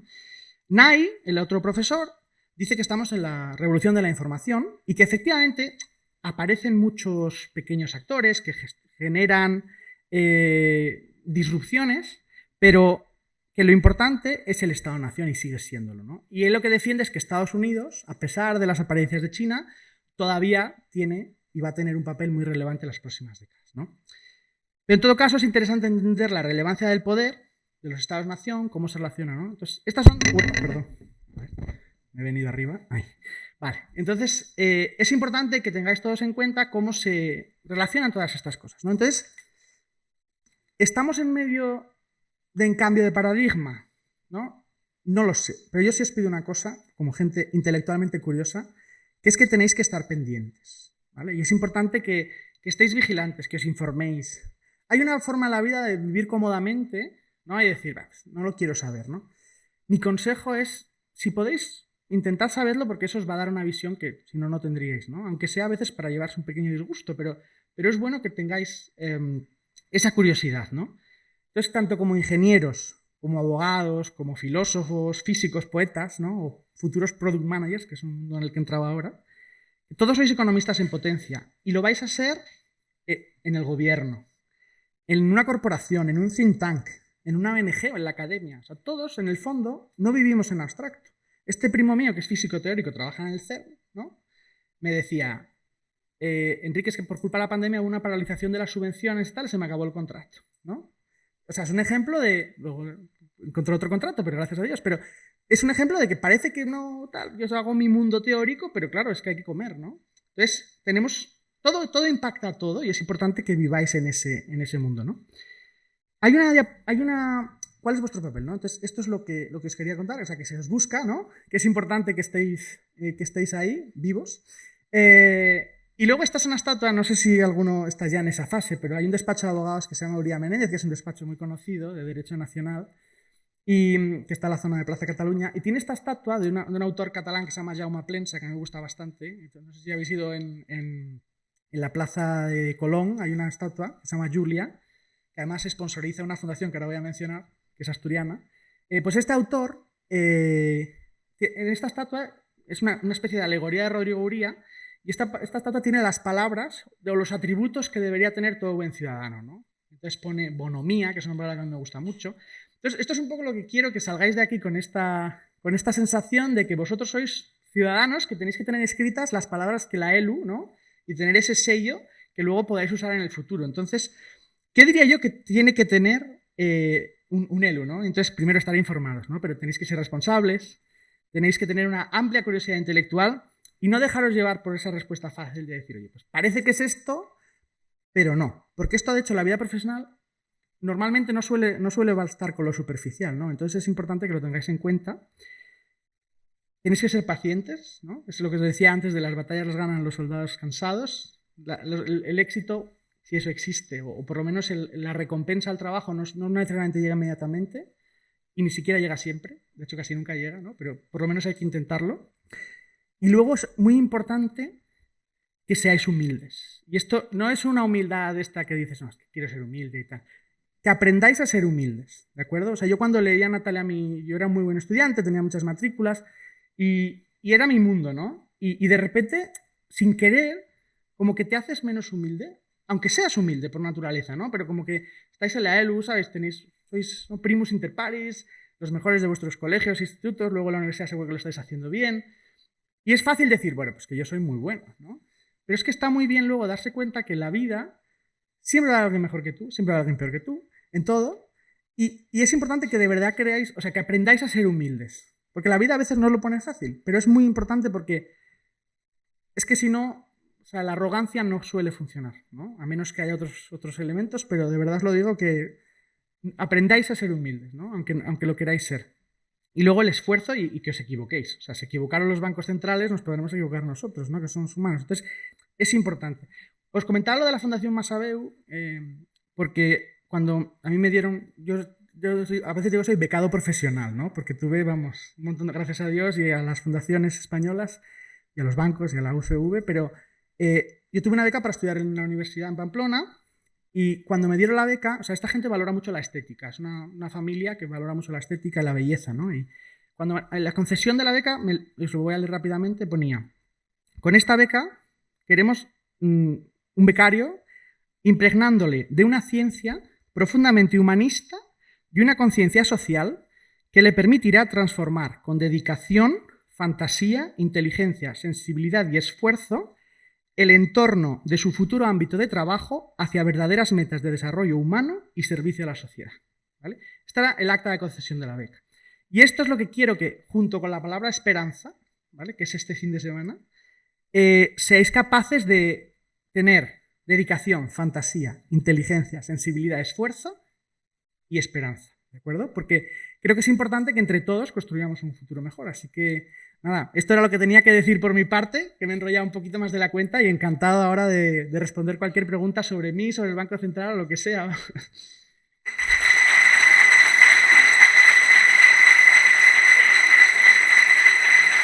Muchas gracias.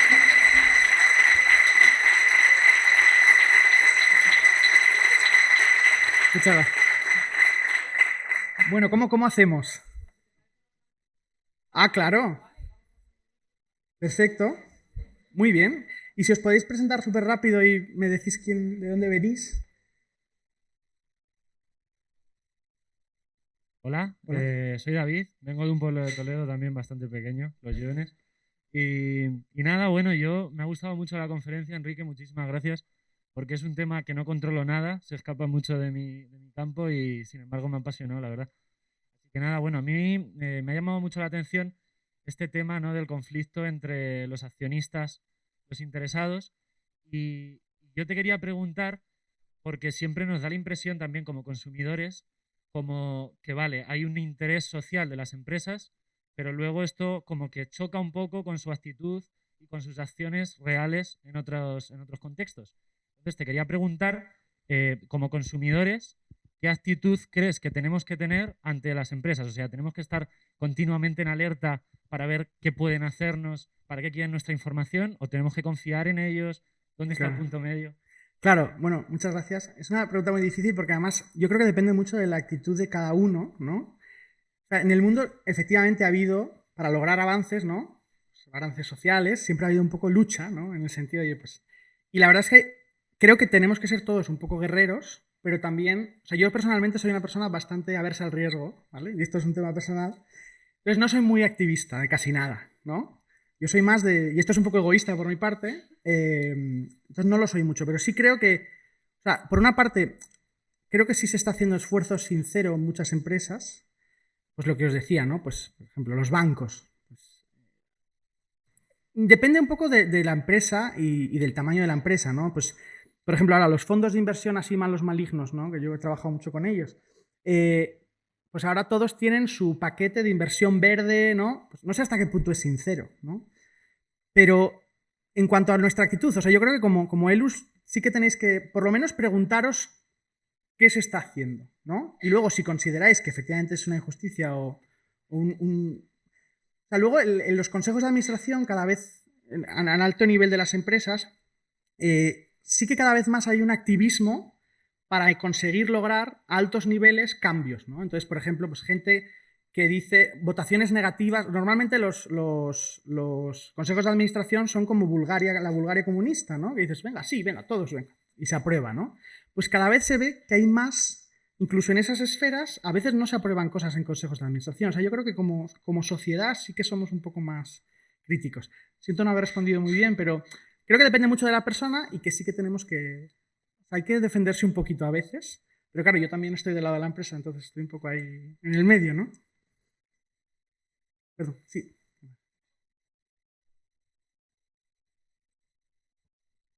Gracias. Sí, vale.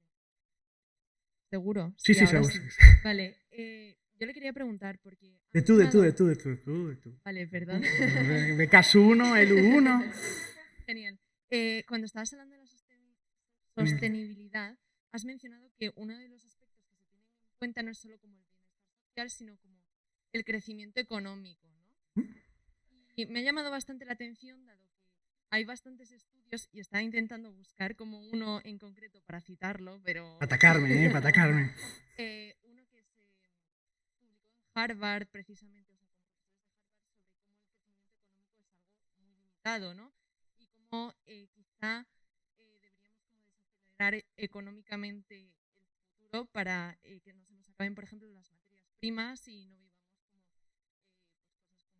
como muy críticas, ¿no? Unas situaciones muy críticas. Entonces, pues te quería comentar, o sea, quería preguntarte cuáles son, según tú, los futuros, digamos, del crecimiento económico, ¿no? ¿Cómo el crecimiento económico va a poder como, digamos, adaptarse a los nuevos horizontes sociales? Claro. Bueno, yo creo que... O sea, es una pregunta muy complicada, ¿no? Si tuviera ahí una... ¿Perdón? Sí. Ah, no, yo he escuchado, perdón. O sea, me preguntaba que cómo podemos enfrentarnos... O sea, que cómo podemos asegurarnos de que va a haber un crecimiento sostenible. Tenemos que parar un poco la economía para poder ser más sostenibles. O sea, otra cosa que aprendí en uno de estos másters, ¿no? Había una frase muy buena que Churchill dijo sobre Hitler, que era que cuanto más comía, más hambre tenía. ¿Vale? Entonces, yo creo que la sociedad somos un poco así. O sea, es muy difícil ahora mismo parar el motor, ¿no? De hecho, fíjate que lo paramos durante un año, prácticamente. O sea, España se paró durante un par de meses y creo que las emisiones bajaron un 7%, si no recuerdo mal, ¿no? En el año 20. O sea, estamos en un punto en el que es muy difícil, o sea, cuando ya, yo no soy físico, pero hay una aceleración ya creo que es muy difícil parar, ¿no? Entonces, o sea, creo que no sé si podemos parar, esto porque los académicos de Harvard muchas veces, he tenido profesores allí que es como, qué bonito, ¿no? Pero es que hay un contexto, ¿no? Entonces, creo que es importante que, conociendo ese contexto, sí que podamos, pues lo que han hecho ahora en Glasgow, ¿no? Pues, ¿qué podemos hacer entre todos, pero no viene China, ¿no? ¿Qué podemos hacer entre todos para controlar esto, ¿no? Claro, el tema de la gobernanza es importante porque ¿cómo hacemos que como planeta, ¿no? este concepto económico de las externalidades, no nos impacte un lado y otro? Es difícil. Creo que no vamos a parar, ¿vale? Pero esto es mi opinión personal. Creo que vamos a seguir más o menos. Lo que sí, creo que hay una conciencia que no existía antes, porque no... O sea, yo el otro día hablaba con mi padre, ¿no?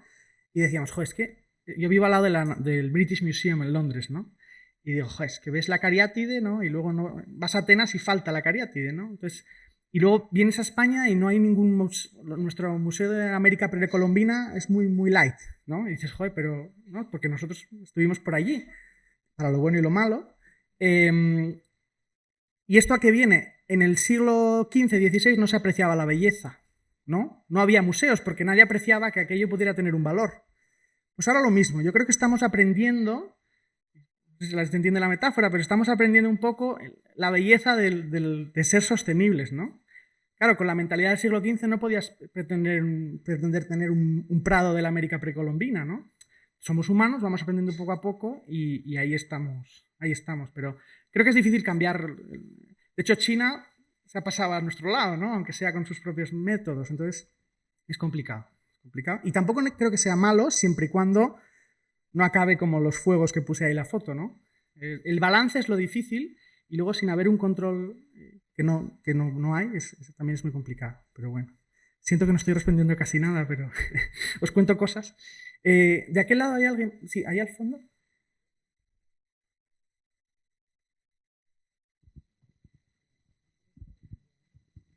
Si sentís que no respondo, esos 2 años que pasé ahí en la escuela de políticas, digo, a ver si hablo sin decir nada, ¿no?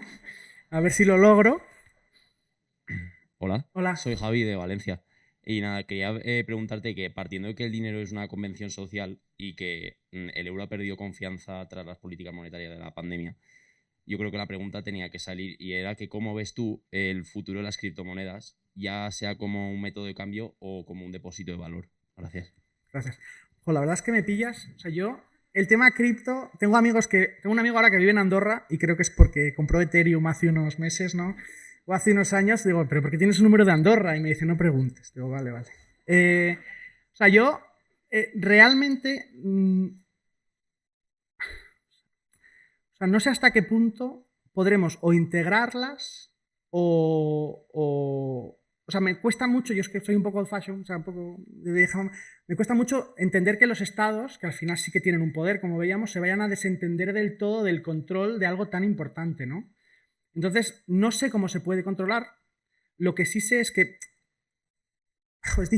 es una pregunta muy complicada. O sea, yo, por ejemplo, en el máster que hice en Wharton, hay un máster en cripto ahora que aceptan pagar en cripto, ¿no? Una escuela como Wharton, ¿no? Y claro, a mí me sorprende porque si bypaseamos a los estados en ese punto, claro, luego queda un poco control en ese sentido, ¿no? Entonces, no sé hasta qué punto la humanidad va a aceptar pasar a ese Wild West, ¿no?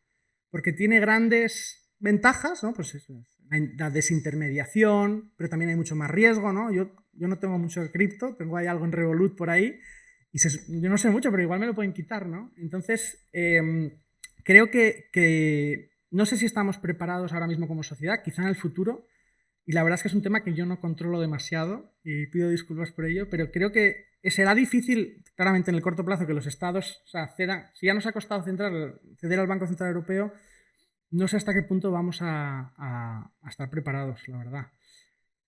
Que entre particulares pueda ir ganando peso, puede ser, pero yo sinceramente no estoy preparado para responder del todo la pregunta. Gracias, porque es muy buena y tendría que saberlo, ahí diciendo que os informéis, pero es que es un tema muy complicado y que yo no entiendo del todo.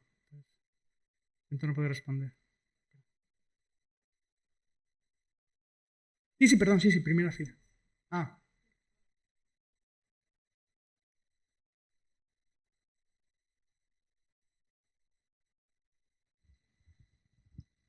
Hola, yo soy Marta de Valencia también y muchas gracias por la ponencia y quería preguntarle, para las personas que no tenemos un criterio o no tenemos tanta formación en economía para formarnos un criterio tan claro a la hora de informarnos, ¿de dónde podemos sacar esa información de una manera lo menos sesgada posible? Porque ahora es un poco complicado. claro. Es una buena pregunta. O sea, siempre hay. Primero, hay que ser como un niño de, no sé, no llevo mucho en la infancia, pero de 3 años, que siempre sí, ¿por qué y por qué y por qué? ¿No? O sea, la época del por qué creo que es importante sin caer ¿no? en relativismo absoluto, pero creo que es importante que nos preguntemos las cosas, ¿vale? O sea, que aunque yo soy eso, pues físico teórico, bueno, pero igual que a mí me interesa saber un poquito, y por eso estáis todos en la ELU, ¿no? Igual que a mí me gustaría saber un poquito más de física teórica, pues que un físico teórico sepa un poquito más de economía, por lo menos de lo establecido, ¿no? ¿De qué te fías, ¿no? Y eso es lo que decía antes de la desinformación. Hay referencias más o menos válidas, ¿no? O estables. Entonces, yo creo que, por ejemplo, o sea, en el caso del día a día, bueno, pues pregúntale a tus amigos, ¿no? Y dices, oye, pues los que estén estudiando economía ahí en la Universidad de Valencia, o dices, oye, ¿cómo ves esto, no? Y claramente una cosa que no tienes que hacer nunca es tomarlo at face value, ¿no? Al valor que dicen en inglés. O sea, tienes que ser crítica y siempre contrastar las fuentes, ¿no? Porque yo tengo un muy buen amigo que estudió conmigo en el instituto, que, o sea, él es diputado nacional de Podemos, por ejemplo, ¿vale? Y tengo un muy buen amigo que es amigo nuestro y es diputado del PP, ¿vale? Entonces, claro, yo le pregunto a cada uno cómo hacer una cosa y no me responden exactamente lo mismo, ¿no? Entonces, es bueno que tengas siempre pues, distintos referentes y que luego tú de manera crítica, ¿no? y basándote en lo que te parezca más empírico, puedas tomar una decisión. Claro, siempre hay sesgos. O sea, los humanos no vivimos en un mundo abstracto en el que la verdad económica es absoluta y siempre va a haber, ¿no? Y no todo el mundo parte de la misma situación, o sea, el señor, y somos un poco egoístas, ¿no? Como decía, también, entonces, el señor de la camiseta verde de Google y yo tenemos incentivos distintos, él quiere que se vuelva a la oficina, yo quiero vivir en Lanzarote, ¿no? Imagínate, entonces, es algo que no siempre hay una sola línea y que lo que tienes que hacer es ser crítica y saber de dónde te informas, ¿no? Y no es lo mismo leer un panfleto, un periódico, ¿sabes?, que solo hable de tal, que leer, pues, no sé, The Economist, ¿no? O sea, no lo dije al principio de la charla, pero lo que me gustaría que sintierais después de hablar es como que habéis tomado un café agradable un sábado por la mañana en un café bonito de Madrid y que habéis leído un poco de qué se está hablando ahora, ¿no? Siempre hay fuentes un poco más fiables, también sesgadas. The Economist tiene su sesgo y el Wall Street Journal tiene su sesgo, pero tienes que conocer el sesgo, ¿no? Y creo que eso es importante, conocer el sesgo o tratar de conocerlo. Pero bueno, sí, tenemos ahí el chico del...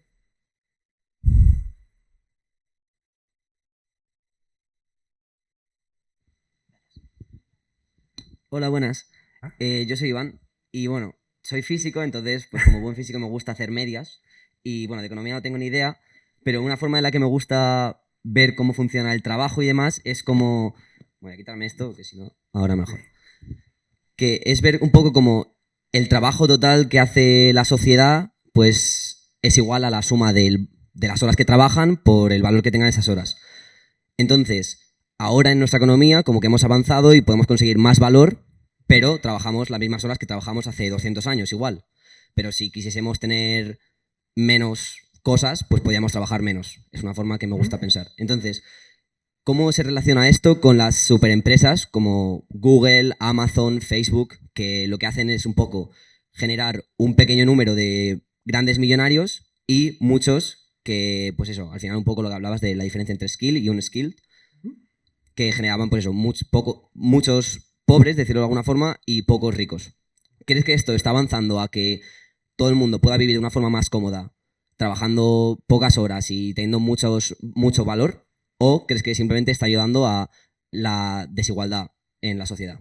Vale, muchas gracias. Mira, aquí creo que estamos mezclando dos conceptos que son muy importantes los dos. El primero es la productividad del trabajo, ¿vale? Que es lo que tú has dicho, que es, oye, ¿cuánto produce la sociedad? Entonces, efectivamente, te puedes sentar si quieres estar más cómodo. La productividad ha mejorado muchísimo. O sea, lo que tú podías hacer en una hora en mi trabajo, por ejemplo, yo era consultor, ¿no? Nos contaban, en los años 80, cuando querías hacer una diapositiva, la tenías que hacer con celofán y cortarla con cúter y te cortabas y sangrabas un poquito. O sea, yo para hacer esta presentación venía con wifi en un avión, ¿sabes? Iba eligiendo las fotos. Claro, esto que se hubiera tardado en hacer un montón de tiempo haciendo las filminas, aquellas que metían los profesores y sonaba crack, ¿no? Yo ni siquiera viví eso, pero somos mucho más productivos, ¿vale? Entonces, eso es verdad. Luego, el segundo tema, y hay países más productivos que España, ¿no? Nos gusta tomar nuestro cafecito y trabajamos más horas, pero igual menos eficientes. Pero luego el segundo tema es el tema de las grandes corporaciones y efectivamente si se hace, o sea, en Estados Unidos, no quería hablar del tema de primeras, pero en Estados Unidos hay un estudio que el 1% más rico, ahora yo no sé si tiene el 40% de la riqueza, o sea, me estoy inventando, ¿no? Pero, y esto no era así en los años 50, 60. O sea, efectivamente se tiende hacia una concentración de la riqueza mayor debido al modelo productivo que tenemos. ¿Que es bueno o es malo? Claro. O sea, yo en general lo mejor es que la media mejore, ¿no? Como tú dices, la media está un poco artificial porque tienes a los súper ricos ahí. Entonces, ¿qué se puede hacer, no? Es difícil porque podría intentar controlar un estado a uno de estos millonarios, ¿no? Pues se mudan a Andorra o a Barbados. Entonces, es difícil. Más que a los individuos, que al final es muy llamativo, ¿no? Es muy llamativo que Amancio Ortega tenga mucho dinero o que, ¿no?, mi jefe, Larry, no me acuerdo de haber oído, vamos, Sundar Pichai, el CEO de Google, que tenga mucha pasta, o el de Amazon, pero es un poco, o sea, es importante, pero esto también viene a través de las corporaciones, ¿no? Y ese impuesto global del 15% que se quiere meter a las corporaciones, creo que eso puede revertir bastante la sociedad, ¿no? Entonces, o sea, es un esfuerzo que se está haciendo, yo no soy muy fan tampoco de las taxes, ¿no? Pero es un esfuerzo que se hace a nivel global para que no haya mucha manera de escaparse, ¿vale? Pero, o sea, ¿cómo hacer que sea una sociedad más justa, ¿no? claro, es difícil. O sea, es difícil porque, claro, ¿qué haces? Le quitas los millones a esta gente y los repartes. ¿Cómo lo justificas? ¿No? Es verdad que la sociedad capitalista da mucho premio a la idea, ¿no? Entonces, en ese sentido es difícil. O sea, no sé cómo hacer, yo no tengo, me gustaría estudiarlo, pero ¿cómo hacer? Probablemente no necesites 150.000 millones de euros, ¿no? Probablemente no los necesites. ¿Cómo haces para que esas personas, de manera automática o de manera voluntaria, se den cuenta y digan, vale, pues por ejemplo, los Gates, ¿no? Que tienen sus virtudes y sus defectos, dijeron, mira, yo a cada hijo le doy 1 billón, que con eso ya vivirá, y luego monto una fundación que tiene fines, algunos más discutibles que otros, pero, por ejemplo, para el tema de África y cómo poder hacer más efectivo, ¿no? Entonces, si logramos que de manera voluntaria esta gente se dé cuenta que no les hace falta tanto, puede ser importante, ¿no? Pero bueno, Estados Unidos es una sociedad muy especial, ¿no? Por ejemplo, si tú piensas en Alemania, no se te ocurren súper ricos alemanes. Y tiene mucho que ver con su tejido productivo, ¿no? O sea, hay gente con mucho dinero, pero ese corporativismo laboral y demás, pues es un ejemplo de que efectivamente es muy brillante la sociedad americana, porque además empuja mucho al mundo, pero no necesariamente es así, ¿no? Entonces, bueno, es difícil también. Me estáis haciendo preguntas muy complicadas. Me gusta, ¿eh? Me gusta. No respondo a nada, pero es muy bueno para reflexionar. Sí, perdón. Va, la última. Perfecto. Sí, esta chica de violeta.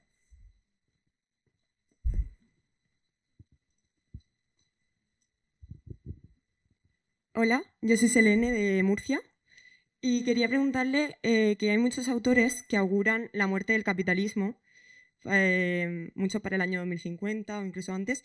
Entonces quería preguntarle su opinión al respecto. Vale, gracias. Bueno, o sea, los sistemas económicos nunca son puros, ¿no? Entonces yo tenía por ahí una nota que no dije, pero, o sea, nosotros vivimos en un capitalismo suavizado, por ejemplo, en Europa, ¿no? Entonces, o sea, nuestra red de protección social en Europa, o sea, efectivamente el sistema es capitalista. El capitalismo frente al socialismo, no el socialismo socialista, sino el socialismo comunista, ¿no? Es que los medios de producción están en manos privadas, que la tierra está en manos privadas en general y puede haber tierra del Estado, pero es la autovía y lo de al lado es privado, ¿no? O las máquinas son del empresario. Entonces, yo creo que partiendo de esa realidad, que es la que es, o sea, porque volver a nacer, o sea, yo no sé si veo una alternativa, conociendo la naturaleza del hombre, ¿no?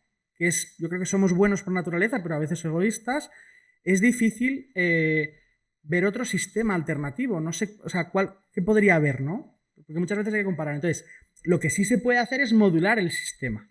Entonces, yo viví 5 años en Estados Unidos, yo iba al médico y por entrar, ¿no? Tenía que pagar ya un copago. Además de pagar un seguro privado carísimo, ¿vale? En un grupo además de estudiantes, que como sabéis los seguros funcionan por pool, y dicen, oye, pues hay muchos estudiantes jóvenes que no van a tener problemas, pues es más barato que si aseguro una residencia de ancianos, ¿no? Porque esto es todo estadística. Entonces, si en ese mundo, en el mismo mundo en el que estamos, en el que parto de una base capitalista, hay muchas formas de modularlo. O sea, aquí vas, te pones enfermo, vas a un hospital y te van a atender, ¿no? O la educación, si tú no puedes, yo, por ejemplo, tuve una educación pública hasta la universidad y mis padres no tuvieron que pagar más que lo que tenían que pagar, ¿no? Entonces yo creo que hay sistemas dentro del capitalismo que nos ayudan ¿no? a modularlo. O sea, esto no es la ley de la selva ni el capitalismo clásico de Chicago, sino que creo que lo que estamos tendiendo es eso, una sociedad de alguna forma suavizada, ¿no? No creo, o sea, ¿se va a acabar el capitalismo como sistema? Ya hubo en las últimas décadas, ¿no? La caída del muro, hubo un intento y no funcionó la alternativa, o por lo menos no fue sostenible en el largo plazo. Entonces yo creo que por lo menos unas décadas nos quedan, ¿no? No sé si luego va a haber un futuro de bots y tal, pero creo que en general el sistema que tenemos ahora mismo mejorado, porque como decíamos, ¿no? Como veíamos con las crisis, pues por lo menos sabemos sobrevivir, ¿no? No creo que se acabe el sistema, la verdad. Pero sobre todo porque no veo una alternativa, o por lo menos yo no la he estudiado, que nadie me haya dicho, mira, pues esto, el sistema de no sé qué, y es difícil buscar algo. Además eso, basándonos en nuestra propia naturaleza, ¿no? Tiene bastante que ver con eso. Bueno, no No sé si he respondido también a eso, pero muchas gracias. No sé si tenemos algo más o... Ah.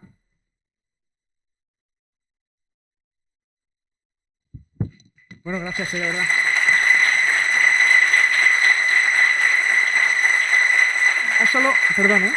Solo una cosa más que se me había olvidado. Esto es mi correo, mi todo. O sea, esto es mi nombre y mis 3 siglas de apellido, Enrique RCH, y es @gmail, @google, que son mis de trabajo, y luego en LinkedIn también, en Instagram, en todo. Ese es mi usuario. Entonces, si cualquier cosa que necesitéis en el futuro, tenéis cualquier duda de lo que sea,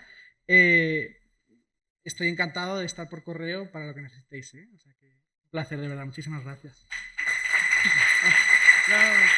Nada, era sin más para oficializar también el agradecimiento a Enrique, que nos ha podido dedicar su mañana el sábado. Y si os parece, pues volvemos a repetir el aplauso y ya está, ¿vale?